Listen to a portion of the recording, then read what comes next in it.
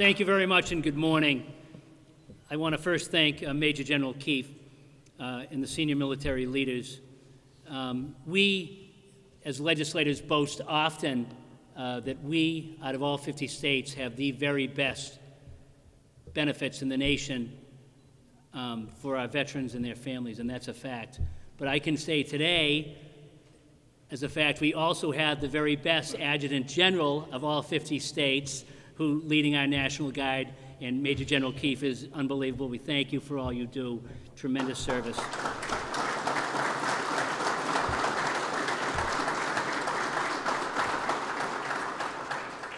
I'm honored to gather with you today to commemorate the Centennial of the 26th Yankee Division.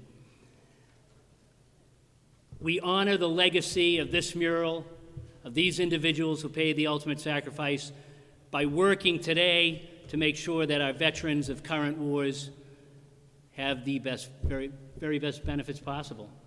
And there has been no greater champion historically in this building than I know of than Speaker DeLeo fighting for our veterans and their families. Thank you, Mr. Speaker.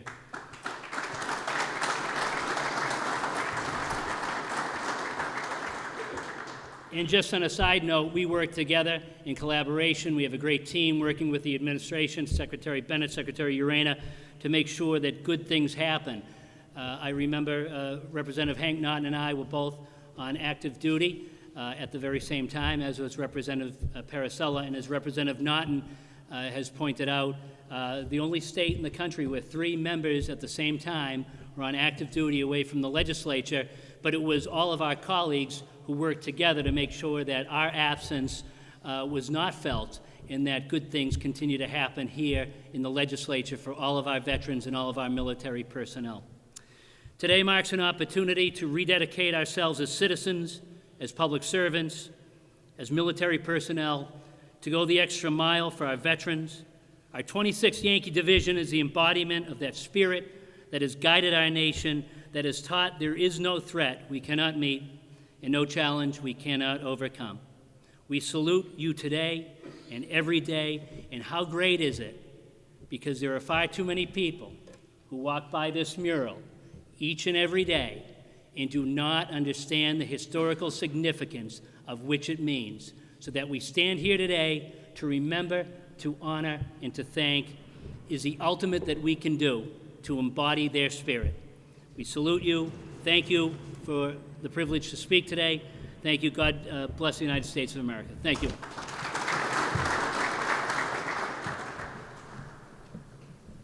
Thank you so much, Captain Botari, and thank you to General Keefe and Colonel Cody. We're honored also to have the Deputy Consul General Henri from France. Hopefully that pronunciation was correct. And we want to welcome you to the State House. A sincere thank you also to Senator Rush and Representative Naughton, amongst others who have served our country well and have served our state well here up at the legislature. And we also want to welcome Secretary Urena and Secretary Bennett. I see a number of state representatives here also, and senators, Representative Wong, Senator Pacheco, Representative Donato, Representative Roy, Representative McGonigal, and I hope I've got everybody here. Representative Walsh as well. Representative Fiola, Senator Lovely. I think I've got everyone now. But to the members of the Yankee Brigade and other military personnel here today, thank you and welcome to the State House, and again, most importantly, thank you for your service. I'm honored to be here at this ceremony honoring the Yankee Division. This is a mural that all of us here at the State House are very familiar with. I walk by it on a regular basis in my meetings with the Senate President. But how often do you think what it means? Look at the image. A French general bestowing military honors on our own Massachusetts soldiers. Today, it is sometimes hard to remember what led to this recognition. As we take the opportunity to reflect on the centennial of the Yankee Division and American involvement in World War I, it provides us a chance to think about the world at that moment. The Allied casualties were enormous. Less than a year before the events depicted in the mural, the British and the French had lost 485,000 men at the Somme campaign alone.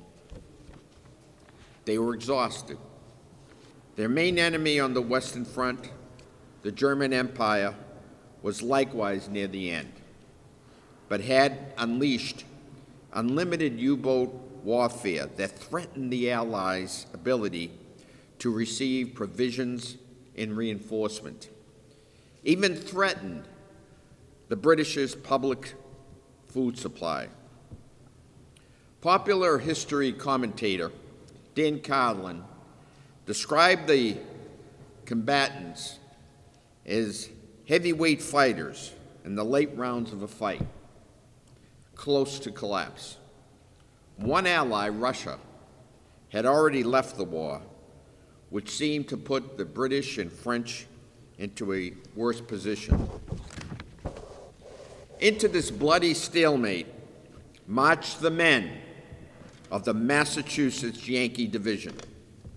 Their courage, their spirit, and numbers made the differences at battles like Chateau Thierry, Trayon, and the Argonne Forest. There's no question that American involvement turned the tide of the war, and the Yankee Division was central to that.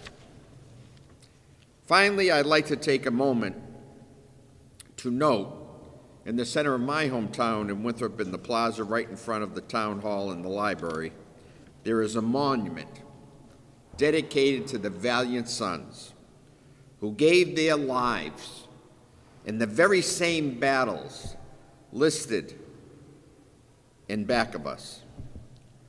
Memorials like this stand in many of the 351 cities and towns of Massachusetts. On behalf of the representatives who serve those towns, I stand here today to say that we remember those soldiers and their sacrifice.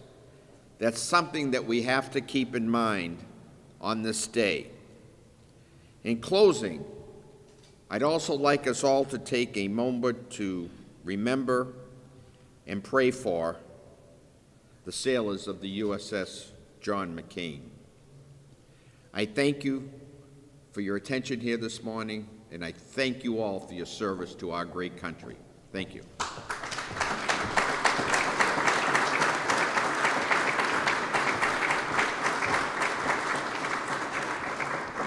General, if you could come up here. Sir, I'm going to shoot and break protocol for 1 second. If I could have Colonel Cody and Sergeant DeLeo. Bob. So Colonel Cody is the current commander of the Yankee Brigade, and our own Bob DeLeo is he is our World War II Yankee Division veteran. So I'd like to have them receive this.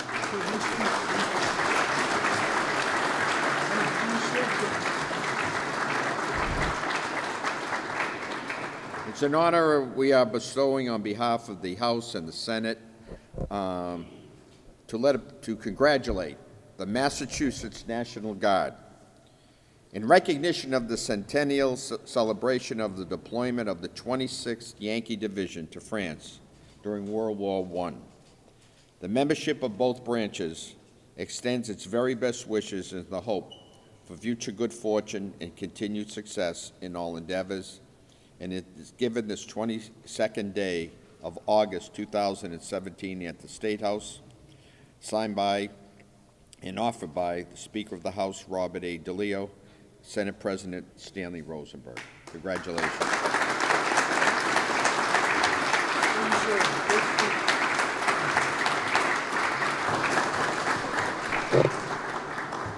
Captain, thank you very much. very difficult to follow. My boss, my friend, Speaker DeLeo, and Senator Rush was correct. From long before when he was Speaker, Bob DeLeo has been a leader in enhancing and increasing benefits for the veterans and military members of our Commonwealth. And the Veterans Luncheon, Veteran Service Officer Luncheon that happens here once a year has been led by Speaker DeLeo for well over 20 years. So thank you, Mr. Speaker.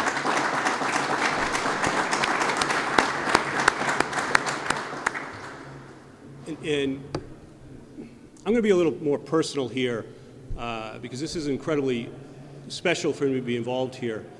And it is about personalities, it is about family, it is about friendship. I currently drill, though Michael, you don't know, I'm transitioning to the Mass Guard, and it was supposed to, from the reserve, and it was supposed to be me saying that General Keefe is the best tag in the entire country. You're the best in the history of the country, sir. We got our sights set on Mike back. But I was at Mass. I drill currently with the 443rd Civil Affairs Battalion down in at the Newport Naval Station. It's an Army Reserve, but it's at the Newport Naval Station. And I went to Mass a couple of weeks ago during a drill weekend, and all of a sudden, during the Apostles' Creed, I hear this great baritone behind me, and I knew who it was. I turn right behind. I see Lieutenant Commander Michael Rush of the United States Naval Reserve, himself a great veteran. Michael, thank you for all that you do.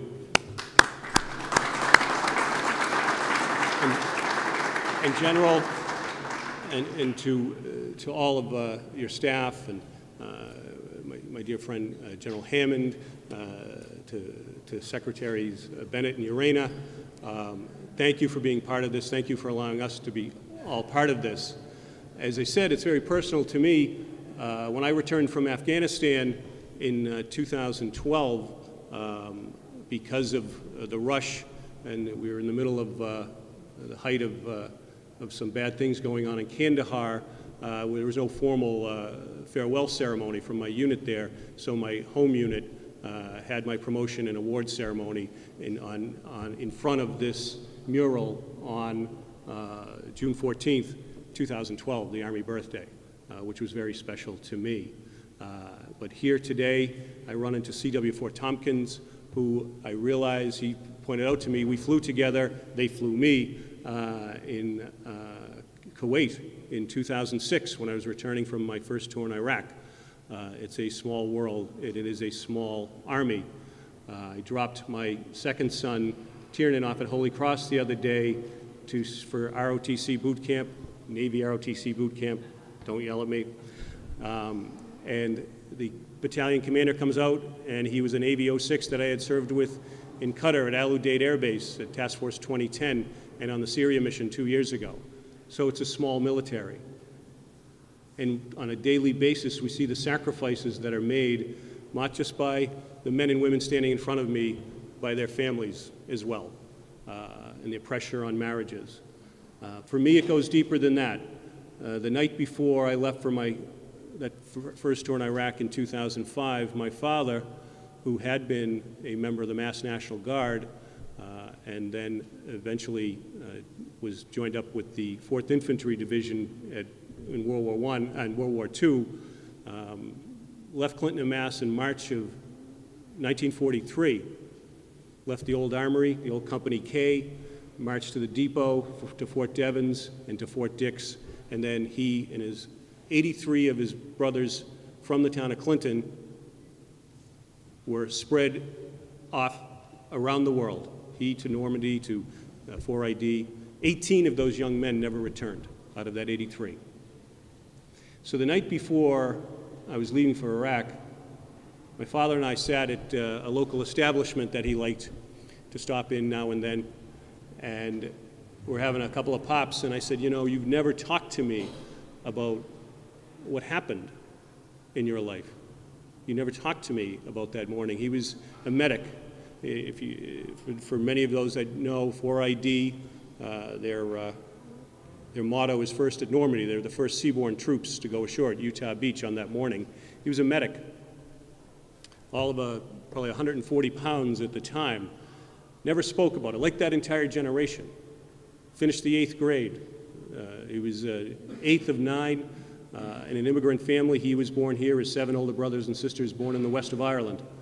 Yet, he came back, built a family, built a career with the town of Clinton, loved his wife, his family, his church, and carried on. And we always wondered about it. And he got a gleam in his eye, and he said, I'll tell you what, you come back in a year in one piece, we'll come back here, have a few more pops, and I'll tell you the story of my war, and you can tell me the story of your war. And then he looked me in the eye, and this is a man who had an 8th grade education, who was incredibly proud of his service, both with the Guard and in the war.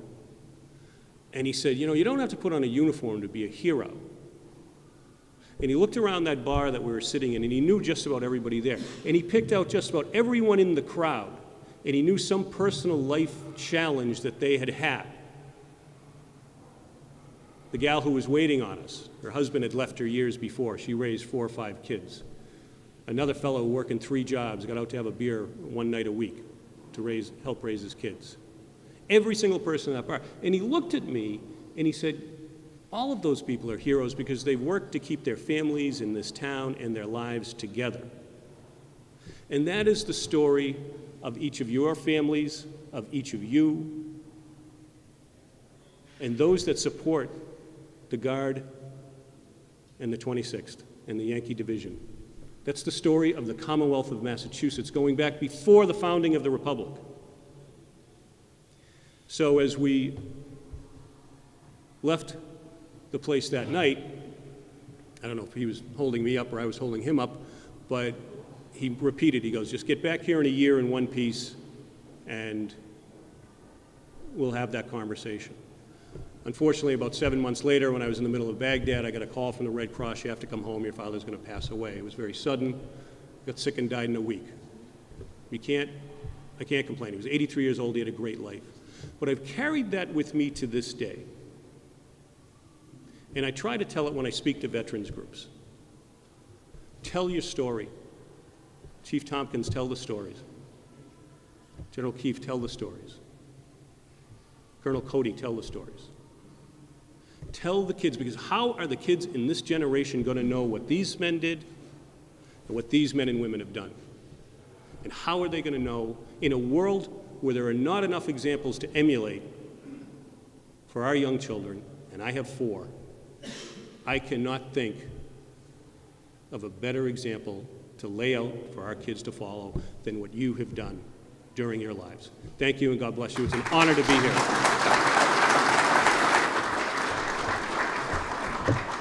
Hey, good morning, everyone, and thank you for being here. I certainly want to thank Mr. Speaker. Thank you, as Senator Rush said, for everything you do, not just for the men and women that currently wear the uniform, but as Secretary Urena said, everything you've done and continue to do for all our veterans. Quite frankly, we're unmatched, and a lot of you have heard me say this before.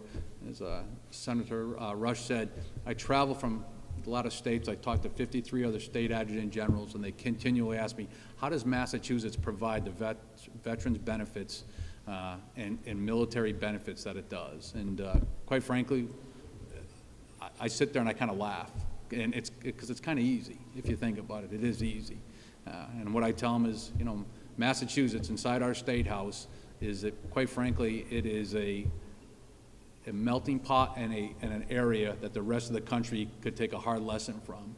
We have just a great bipartisan team, from the Senate to the executive office to our state representatives, that, you know what, when they focus on what's important for the citizens of the Commonwealth. And what's always important to the citizens of the Commonwealth is taking care of its veterans and taking care of its men and women in uniform. So thank you for doing that. I also want to thank, first of all, I want to thank my friend Senator Mike Rush for always making my ego feel good. And then I go home, my wife kind of puts my head is no longer swelled. So Senator Rush, Mike, thank you for being here. Hank, thank you. We're looking forward to having you as part of our team. And so we've got our targets set on Vilas will be next, and Jerry Paracel. We're going to steal all you guys and get you into the Guard. So, but Mr. Speaker, thank you as usual. Senator Pacheco, thank you for being here. I got to thank my boss, Secretary Dan Bennett. Dan is he has been our biggest proponent since taking over as Public Safety Secretary, and anything we want, he certainly is behind us 100%. We're looking at armories. We're looking to modernize. And Secretary Bennett, thank you so much. I also want to thank Undersecretary Quealy, who runs law enforcement, and her partnership and the partnership that she has with Pat McMurray, we are lockstep with our state police, and a lot of the stuff you see our men and women in uniform doing today is because of the partnership between the National Guard and the state police. So Jen, thank you so much for your support on that. Men and women of the Yankee Division, thank you for being here. Quite frankly, if you have roots anywhere in New England, odds are those roots run through the Yankee Division. We heard a lot of different people talking about different things. Hank talked a little bit. For me, it was my father's father. My grandfather was part of the 104th, supply sergeant. It's interesting, my father, my uncle, and my three brothers, we all have a photo of him. He's a supply sergeant, he's got a gun, but he's got a cigarette in his mouth. We're not sure if he's working or just goofing around, but it was why he was deployed. My work ethic, he's probably goofing around more than working, but it's a treasured thing we all have in our house. So it's important for us to continue to honor the history of the Yankee Division, now the Yankee Brigade. We picked this mural not just because of the sacrifice and the record of the 104th, but really we wanted to do this here today is because 100 years ago today, 100 years ago, and 100 years ago yesterday, we actually commemorated the mobilization in Framingham. But for this next year and a half, we're going to continue to commemorate things. And really why we wanted to kick things off today is because when these folks, these men were in uniform, the support they got out of this State House is what allowed them to be successful. And everything comes full circle. So we continue to be successful as a National Guard and men and women in uniform because of the support we get here in this State House. So I want to thank everyone who is an elected official for always going to bat for us and never leaving us wondering why or going without. Without you, we wouldn't have the benefits we have to keep our numbers where they need to be, and we wouldn't be able to take care of our veterans, our soldiers, our airmen, and their families the way we do. So like I mentioned, everything goes full circle. The Yankee Brigade, they deployed to Afghanistan not too long ago under then Colonel Jack Hammond, who ended up becoming Brigadier Jack Hammond. And it's interesting, Monsieur Henri, I believe, Jack, didn't you award a combat action badge to a member of the French Army at that time under your command? So once again, we value our allies. We're going to continue to value our allies. And it's just interesting that, once again, the 26th has taken off, and we had a partner with us from your great country. So thank you for your support and your continued support over the years. I'm just going to end by saying thank you. And what I will ask is that through the next year, we're going to have a lot of ceremonies going on. We kick off a big gala event on September 30th at Gillette Stadium with the Centennial Ball. I hope you'll all be there. Invitations are going out. It should be quite a night. We've got a number of 4-stars coming in. It's interesting, we've got invitations out to General Milley, who had a great uncle who served in World War I in the Yankee Division. General Dumford, I believe his great uncle was a chaplain, Larry, with the Yankee Division in World War I. So all these Boston generals we got hanging around Washington, D.C. all have ties to the Yankee Division. So we hope to see you at that. We hope to see you at some of the other commemorative events we will have going on. But once again, I just really want to thank our elected officials for doing so much for us. And thank you for taking time out of your busy schedule here today to honor not just our history, but our men and women in the Massachusetts National Guard today. So thank you so much for your time today.